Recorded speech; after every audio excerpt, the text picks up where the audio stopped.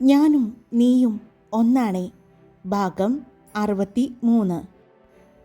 അവൻ്റെ പെണ്ണിനെപ്പറ്റി മോശമായിട്ട് ഒന്നും പറയാൻ അവന് സാധിക്കുന്നുണ്ടായിരുന്നില്ല. അവൻ്റെ വാക്കുകളിലെ ഇടർച്ച കേട്ടുനിന്ന എല്ലാവർക്കും മനസ്സിലാകുന്നുണ്ടായിരുന്നു. ശരിക്കും ശരിക്കും നീ കൊണ്ടുവന്ന് തരുമോ അവളെ? അവളെ കൊടുത്താൽ എനിക്ക് നിന്നെ തരാനാ പറഞ്ഞിരിക്കുന്നത്. നീയും ഞാനും മാത്രമുള്ള ഒരു ലോകത്തേക്ക് നമുക്ക് പോകാം സൂര്യ. അവളുടെ വാക്കുകളും നാവും കുഴഞ്ഞു പോകുന്നുണ്ടായിരുന്നു. നീ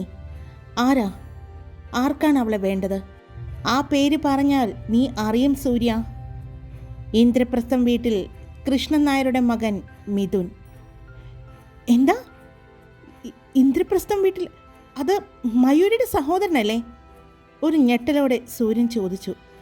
അതിന് അവൾ പൊട്ടിച്ചിരിക്കുകയാണ് ചെയ്തത്. നീ ചിരിക്കാതെ കാര്യം പറയേ, സൂര്യൻ ദേഷ്യത്തോടെ ചോദിച്ചു. അതെ, എല്ലാവരും നോക്കുമ്പോൾ ഇന്ദ്രപ്രസ്ഥം വീട്ടിലെ കുട്ടിയാണ് മയൂരിയും മിഥുനും മിഴി എന്ന് പറയുന്ന 3 പേർ. പക്ഷേ ഇതിൽ ഒരാൾ മാത്രം ഇന്ദ്രപ്രസ്ഥം വീട്ടിൽ കൃഷ്ണൻ നായരുടെ മകളല്ല. അതാണ് മയൂരി. ഈ പറയുന്ന കൃഷ്ണൻ നായരുടെ ആദ്യ ഭാര്യയിലെ മക്കളാണ് മിഥുനും മിഴിയും. അയാളുടെ ആദ്യ ഭാര്യ മരിച്ചുവെന്ന് പറയുന്നത്, പക്ഷേ കൊല ചെയ്യപ്പെട്ടു, കൊന്നത് ഇയാളാണ് എന്നൊക്കെ പറയുന്നുണ്ട്. അതൊന്നും കറക്റ്റായിട്ട് അറിയില്ല. അതിനുശേഷം കൃഷ്ണൻ നായർ വിവാഹം കഴിക്കുന്നത് ഗായത്രി എന്ന് പറയുന്ന മയൂരിയുടെ അമ്മയാണ്. ഗായത്രിയുടെ കയ്യിൽ മയൂരി എന്ന് പറയുന്ന ആ പെൺകുഞ്ഞ് കൂടിയുണ്ടായിരുന്നു അന്ന്.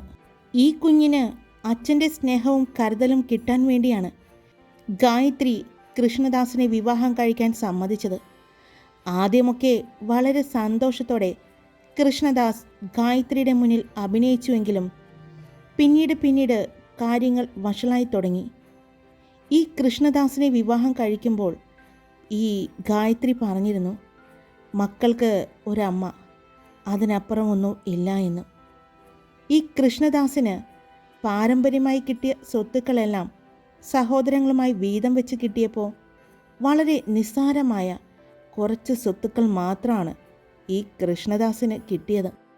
അതാണെങ്കിൽ നശിപ്പിച്ച് കളഞ്ഞു കൃഷ്ണദാസ്.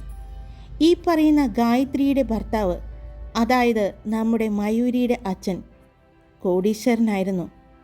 മയൂരിയുടെ അമ്മയെ സ്നേഹിച്ച് വിവാഹം കഴിച്ചതാണ്. അവർ പഠിക്കാൻ പോയ കോളേജിൽ നിന്ന് കിട്ടിയ സൗഹൃദം അത് പ്രണയത്തിൽ അവസാനിക്കുകയായിരുന്നു.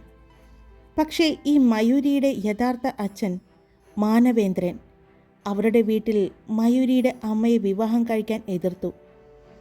അവർ വലിയ തറവാട്ടുകാരായിരുന്നു. താൻ സ്നേഹിക്കുന്ന പെണ്ണ് അല്ലാതെ മറ്റൊരാളെ വിവാഹം കഴിക്കില്ല എന്ന് മാനവേന്ദ്രൻ ഉറപ്പിച്ചു നിന്നു. എന്തൊക്കെ പറഞ്ഞാലും ഈ വിവാഹത്തിന് സമ്മതിക്കില്ല എന്ന് മാനവേന്ദ്രൻ്റെ അച്ഛനും ഉറച്ചു നിന്നു.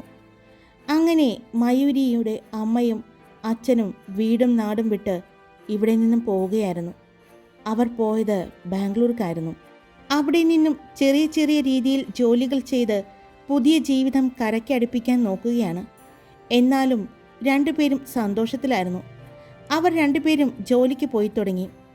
ജീവിതം ഒന്ന് സെറ്റിലായിട്ട് മതി കുഞ്ഞുങ്ങൾ എന്ന് അവർ തീരുമാനിച്ചു. മാനവേന്ദ്രൻ്റെ ഭാഗ്യമായിരുന്നു ഗായത്രി എന്ന മയൂരിയുടെ അമ്മ. കാരണം വിവാഹശേഷം അവർക്ക് തിരിഞ്ഞു നോക്കേണ്ടി വന്നില്ല. അവിടെ തുടങ്ങുകയായിരുന്നു മാനവേന്ദ്രൻ്റെ ഉയർച്ച.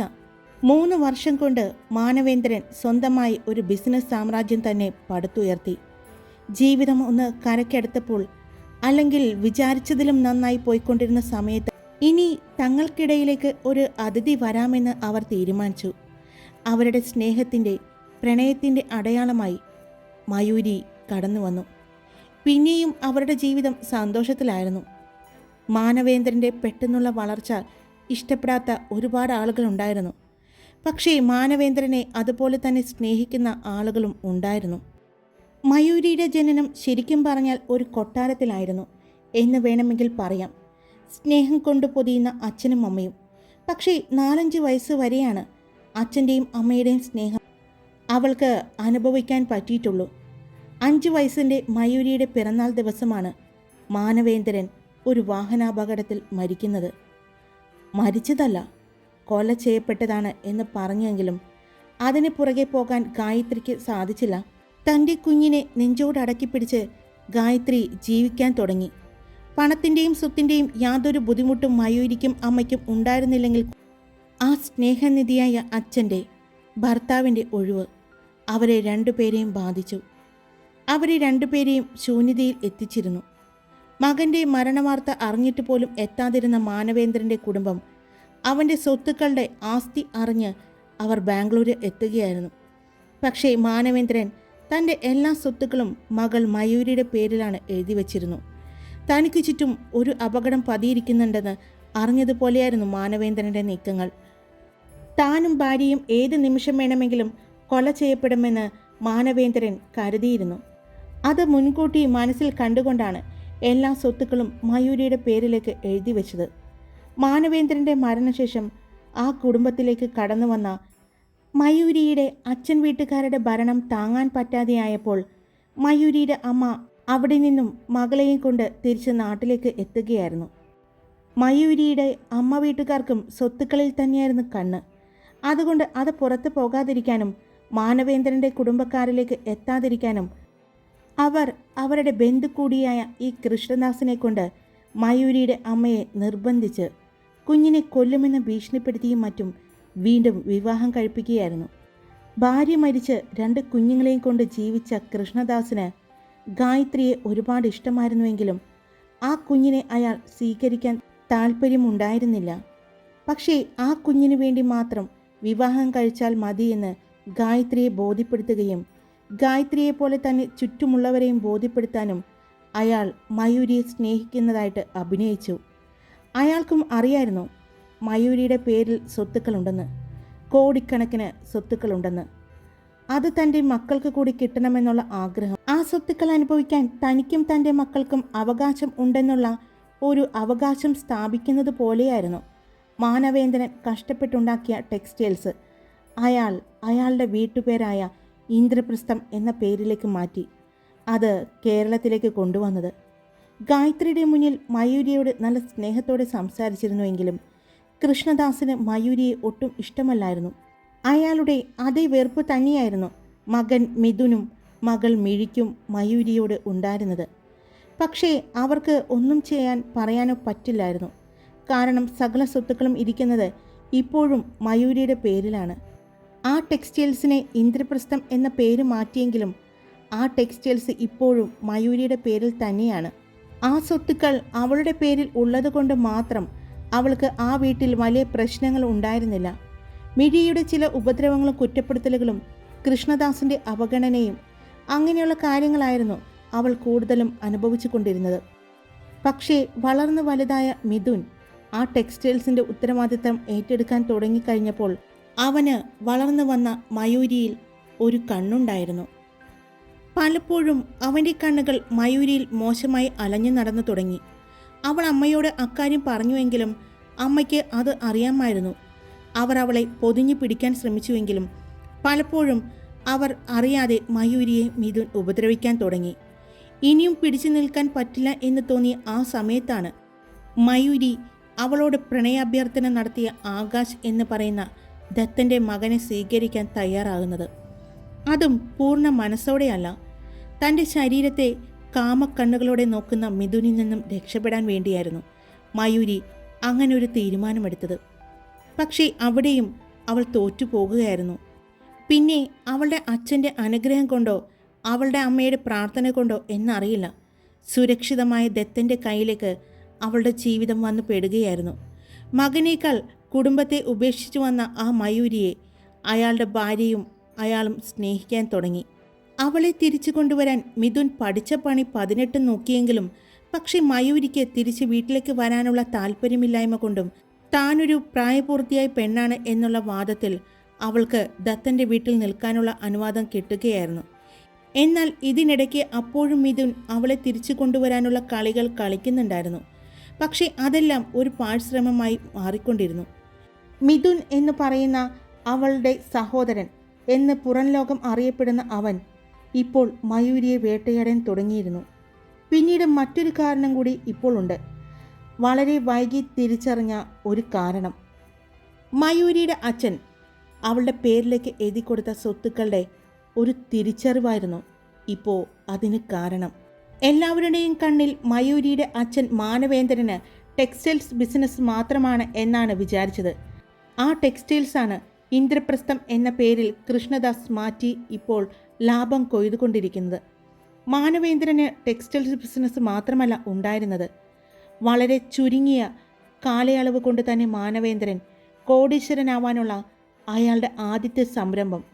അതിലൂടെയാണ് മാനവേന്ദ്രൻ കോടികൾ സമ്പാദിച്ചത്. മയൂരിയുടെ അമ്മയോ കൃഷ്ണദാസോ ആരും അറിയാതിരുന്ന ആ സമ്പാദ്യം തിരിച്ചറിഞ്ഞ മിഥുൻ എന്ത് വില കൊടുത്തും അവളെ അവൻ്റെ ജീവിതത്തിലേക്ക് കൊണ്ടുവരാനാണ് ഇപ്പോൾ ശ്രമിക്കുന്നത്. ആ ബിസിനസ് എന്താണെന്ന് നിനക്കറിയാം സൂര്യ. Granite producing. ആന്ധ്രാപ്രദേശിലെ ഏറ്റവും വലിയ ഗ്രാനൈറ്റ് ക്വാറിയുടെ ഉടമയാണ് മയൂരി. നീ നിന്റെ വില്ലകൾക്കായി ഗ്രാനൈറ്റ് അന്വേഷിച്ച് നടന്നപ്പോൾ നീ ചെന്നുപെട്ട ആന്ധ്രാപ്രദേശിലെ ഗാലക്സി ഗ്രാനൈറ്റ് ക്വാറിയുടെ ഉടമ നിന്റെ ഭാര്യ മയൂരിയാണ്. വംശിയുടെ വാക്കുകളിൽ തറഞ്ഞു നിൽക്കുകയായിരുന്നു എല്ലാവരും. കാരണം അതെല്ലാം അവർക്കൊരു പുതിയ അറിവായിരുന്നു. മയൂരിക്ക് അടക്കം പുതിയൊരു അറിവായിരുന്നു. ഈ ഗാലക്സി ഗ്രാനൈറ്റ് ക്വാറിയെക്കുറിച്ച് സൂര്യന് നന്നായിട്ടറിയാം. അവൻ ചെയ്തുകൊണ്ടിരിക്കുന്ന വില്ല പ്രൊജക്റ്റുകളുടെയും എല്ലാം ഉപയോഗിക്കുന്ന ഗ്രാനൈറ്റുകളും കേരളത്തിലെത്തുന്നത്, കേരളത്തിലെ എല്ലാ ഷോപ്പുകളിലേക്കും ഗ്രാനൈറ്റ് എത്തിക്കുന്നതും ഗാലക്സി ഗ്രൂപ്പാണ്. അത് അവൻ അറിയാം. മാസം കോടികളുടെ വരുമാനമുള്ള ആ ഗാലക്സി ഗ്രൂപ്പ് മയൂരിയുടെ ആണെന്നുള്ള ഞെട്ടലിലായിരുന്നു സൂര്യൻ. അത് തട്ടിയെടുക്കാൻ മിഥുൻ ശ്രമിക്കുന്നതിന് പിന്നിൽ മറ്റൊരു കാരണം കൂടിയുണ്ട്. മയൂരിയുടെ അച്ഛൻ ബുദ്ധിമാനായിരുന്നു. മയൂരിയുടെ അച്ഛൻ അത് എഴുതി വച്ചിരിക്കുന്നത് അവളെ വിവാഹം കഴിക്കാൻ പോകുന്ന ആളുടെയും അവളുടെയും പേരിലാണ്. ആരാണോ തൻ്റെ മകളെ വിവാഹം കഴിക്കാൻ പോകുന്നത് അയാൾക്ക് ഗാലക്സി ഗ്രൂപ്പിൻ്റെ 25% അദ്ദേഹം എഴുതി വച്ചിരുന്നു. ബാക്കി 75% മയൂരിയുടെ പേരിലാണ്. ഇനി അയാളിൽ നിന്നും അത് തിരിച്ചെടുക്കാനുള്ള പൂർണ്ണ ഉത്തരവാദിത്തവും മയൂരിക്കുണ്ട്. ഈ സ്വത്ത് അവളുടെ കയ്യിലേക്ക് എത്തുന്നത് അവളുടെ വിവാഹശേഷം മാത്രമായിരിക്കും എന്ന് അദ്ദേഹം വ്യക്തമായി എഴുതി വച്ചിട്ടുണ്ട്. അതുകൊണ്ടാണ് ആരും ഇത്രയും നാൾ ആ ഗാലക്സി ഗ്രൂപ്പിനെ കുറിച്ച് അറിയാതിരുന്നത്. മയൂരിയുടെ വിവാഹം കഴിഞ്ഞു എന്ന് അറിഞ്ഞ് ഗാലക്സി ഗ്രൂപ്പിൻ്റെ ഇപ്പോഴത്തെ നടത്തിപ്പുകാർ അത് അവൾക്ക് കൈമാറാൻ വേണ്ടി അന്വേഷിച്ച് വന്നപ്പോഴാണ് മിഥുൻ ഇക്കാര്യം അറിയുന്നത്. ഗാലക്സി ഗ്രൂപ്പ് ഇപ്പോൾ നടത്തുന്നവർക്ക് നടത്തുക മാത്രമേ ഉള്ളൂ. മറ്റൊരു ഉപയോഗവുമില്ല. ഉപയോഗമല്ല, പ്രയോജനവുമില്ല. ഉണ്ടാകണമെങ്കിൽ അത് മയൂരി വിചാരിക്കണം. ഇത്രയും വർഷം നോക്കി നടത്തിയവർക്ക് അതിന് ലാഭം കിട്ടണമെങ്കിൽ മയൂരി ആ പേപ്പറിൽ സൈൻ ചെയ്ത് കൊടുക്കണം. അത് അവൾ സൈൻ ചെയ്ത് കൊടുത്താൽ മാത്രമേ ഇത്രയും നാളും അത് നോക്കി നടത്തിയവർക്ക് അതിൻ്റെ ലാഭം ഉപയോഗിക്കാനുള്ള അനുവാദമുള്ളൂ. അതവൻ സൈൻ ചെയ്ത് കൊടുക്കുമ്പോൾ അതിൻ്റെ കൂടെ അവളുടെ ഭർത്താവിൻ്റെ സിഗ്നേച്ചർ കൂടി വേണം. അതുകൊണ്ടാണ് അവരും മയൂരി വിവാഹം കഴിക്കാൻ വേണ്ടി കാത്തിരുന്നത്. മയൂരിയുടെ വിവാഹ വാർത്ത അറിഞ്ഞ അവർ അത് അവളിലേക്ക് എത്തിക്കാൻ വന്നപ്പോഴാണ് മിഥുൻ അവരുടെ കണ്ണിൽ പെട്ടത്. അന്നു മുതൽ തുടങ്ങിയതാണ് അവൻ അവളുടെ പുറകെയുള്ള ഓട്ടം. അതിന് അവൻ കൂട്ടുപിടിച്ചത് ആരെയാണെന്ന് അറിയില്ലേ? ഋഷികേശിനെ. അതിന് മിഥുൻ വാഗ്ദാനം ചെയ്തത് ഋഷികേശിന് എന്താണെന്നറിയോ? ഗാലക്സി ഗ്രൂപ്പ് എന്നും മിഥുൻ്റെ കയ്യിലേക്ക് വരുന്നോ അതിൽ നിന്നും 10% മിഥുൻ ഋഷികേശിന് കൊടുക്കാമെന്ന് വാക്ക് കൊടുത്തിരുന്നു. 10% എന്ന് പറഞ്ഞാൽ ഋഷികേശിൻ്റെ ഇപ്പോഴുള്ള ആസ്തിയേക്കാൾ 10 മടങ്ങാണ്. അതുകൊണ്ട് അതിനുവേണ്ടിയാണ് ഋഷി പിന്നെ അവൻ്റെ പുറകെ കൂടി. പിന്നീട് അവൻ എല്ലാം പ്ലാൻ ചെയ്തതുപോലെയായിരുന്നു കാര്യങ്ങൾ നടന്നത്. മയൂരിയെ വീട്ടിൽ നിന്നും ഇറങ്ങുമ്പോൾ കടത്തിക്കൊണ്ടു പോകാൻ അവൻ്റെ ആളുകളുണ്ടായിരുന്നു. പക്ഷേ എവിടെയോ അവർക്ക് തെറ്റുപറ്റി. ഒരിക്കലും ആ നേരത്ത് വീട്ടിൽ നിന്നും അവൾ ഇറങ്ങിപ്പോകുമെന്ന് ഞങ്ങൾ ആരും കരുതിയില്ല. സൂര്യൻ്റെ അനുവാദമില്ലാതെ പോകുന്നത് കൊണ്ട് തന്നെ എല്ലാവരും ഉറങ്ങിക്കഴിഞ്ഞാൽ രാത്രിയെ അവൾ വീട് വിട്ട് ഇറങ്ങൂ എന്നാണ് ഞങ്ങൾ കരുതിയത്. വീട്ടിൽ നിന്നും ഇറങ്ങി എന്ന് അവർ അറിഞ്ഞു വന്നപ്പോഴേക്കും വൈകിയിരുന്നു. അവൾ എവിടെ പോയി എന്നറിയാൻ ഒരുപാട് അന്വേഷിച്ചു. പക്ഷേ കണ്ടുകിട്ടിയില്ല. ഗാലക്സി ഗ്രൂപ്പിൻ്റെ ഇപ്പോഴത്തെ നടത്തിപ്പുകാർ വെറും നടത്തിപ്പുകാർ മാത്രമാണ്. ഇപ്പോഴും അന്വേഷിച്ച് നടക്കുകയാണ് അതിൻ്റെ യഥാർത്ഥ അവകാശിക്ക് വേണ്ടി. അവളുടെ കയ്യിൽ അത് ഏൽപ്പിച്ചാൽ മാത്രമേ ഇത്രയും വർഷം അവർ അധ്വാനിച്ചതിൻ്റെ പണിയെടുത്തതിൻ്റെയും ഒരു പ്രതിഫലം അവർക്ക് കിട്ടൂ. അവളെ സംരക്ഷിക്കേണ്ടതും ഇപ്പോൾ അവരുടെ ഉത്തരവാദിത്തമായി മാറിയിരിക്കുന്നു. ബുദ്ധിമാനായ മാനവേന്ദ്രൻ തൻ്റെ മകൾക്ക് സുരക്ഷ ഉറപ്പാക്കിയത് ഈ രീതിയിലാണ്. പക്ഷേ അത് എന്തുകൊണ്ടും നന്നായി. അതുകൊണ്ട് അവൾക്ക് ഇത്രയും നാൾ ആയുസ് നീട്ടിക്കൊടുത്തത്, വംശി പറഞ്ഞു. വംശി സംസാരിച്ചു കൊണ്ടിരിക്കുമ്പോൾ അവൾ പലപ്പോഴും തളർന്നു വീഴാൻ പോകുന്നുണ്ടായിരുന്നു. അവൾ പൂർണ്ണമായും തളർന്നു വീഴാറായതും ഒരു കാര്യം കൂടി. അപ്പോൾ ഞാനും മയൂരിയും തമ്മിൽ വിവാഹിതരായി എന്ന് അവർ അറിഞ്ഞു കാണുമല്ലേ? സൂര്യൻ ചോദിച്ചു. അറിഞ്ഞു. മയൂരിയുടെ വിവാഹം കഴിഞ്ഞു എന്ന് അവരറിഞ്ഞു. പക്ഷെ മിഥുൻ അത് അവനാണ് മയൂരിയെ വിവാഹം കഴിച്ചിരിക്കുന്നത് എന്നാണ് സ്ഥാപിക്കാൻ ശ്രമിച്ചു. പക്ഷേ ഗാലക്സി ഗ്രൂപ്പിൻ്റെ നടത്തിപ്പുകാർ ഒന്നും വെറുതെ അല്ലല്ലോ. വെറുതെ ഒന്നും കാണാതെ മയൂരിയുടെ അച്ഛൻ അവരെ ഏൽപ്പിക്കുകയില്ലല്ലോ. അതുകൊണ്ട് വളരെ നിഷ്പ്രയാസം അവർ മിഥുൻ്റെ ആ നീക്കം പൊളിച്ചു. അതിന് അവന് കിട്ടിയ ശിക്ഷ ചെറുതല്ല. അവൻ്റെ സ്വന്തം പ്രയത്നം കൊണ്ട് അവൻ ഉയർത്തിക്കൊണ്ടുവന്ന അവൻ്റെ ബിസിനസ് തകർത്തുകൊണ്ടായിരുന്നു അവനോട് അവർ പ്രതികാരം ചെയ്തത്. അവൾ ഒരു പൊന്മുട്ടയിടുന്ന താറാവാണ്. അവളെ ജീവനോടെ വേണം. ജീവനോടെ അവൾ ഉണ്ടെങ്കിൽ മാത്രമേ ആ സ്വത്തുക്കൾ അനുഭവിക്കാൻ മിഥുനായിക്കോട്ടെ ഋഷികേശിനായിക്കോട്ടെ സാധിക്കുകയുള്ളൂ. അല്ലെങ്കിൽ അവൾക്കെന്തെങ്കിലും സംഭവിച്ചു കഴിഞ്ഞാൽ ആ ഗാലക്സി ഗ്രൂപ്പ് മുഴുവനും ഗവൺമെൻറ്റിലേക്ക് എത്തും.